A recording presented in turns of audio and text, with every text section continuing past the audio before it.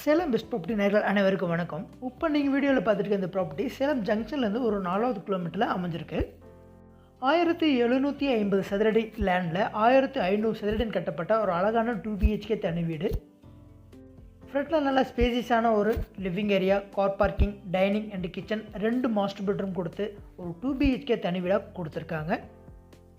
இந்த வீட்டில் பண்ணியிருக்க interior work, cupboard work, model kitchen எல்லாமே நல்ல ஒரு ஹைலைட்டான விஷயமா அமைஞ்சிருக்கு. மிக முக்கியமாக இந்த வீடு வந்து கிழக்கு திசை பார்த்த மாதிரியே அமைஞ்சிருக்கு.